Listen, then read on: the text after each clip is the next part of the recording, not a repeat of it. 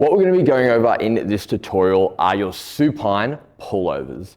For this exercise, I want you to start by using a dowel or a broomstick and then adding on a plate weight, just a small one, in between like so. You'll find that this movement is very humbling and it might even put a bit of pressure in your shoulders. So start off really light just to get the feel for it.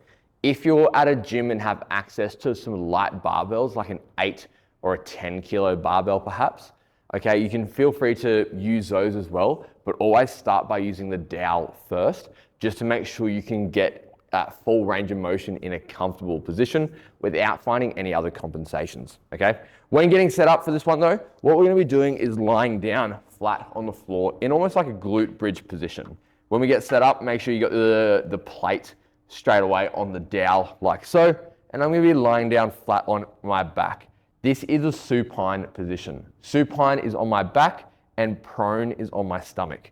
Now I want you to bring your feet up, keep your knees and feet together.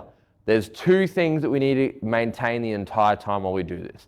I must keep my lower back on the floor the entire time, and I must constantly try and press my neck into the floor.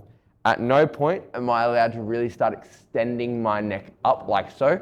I must try and squish the floor and keep my double chin the entire time. I'm gonna get a grip on the dowel about shoulder width, just outside of shoulder width apart, and start with it over my shoulders like so. From here, I don't wanna see you sinking down to the floor. Make sure you're pressing that dowel up to the roof as high as you possibly can. So we're really reaching up, and then we're gonna start reaching overhead as far as we possibly can.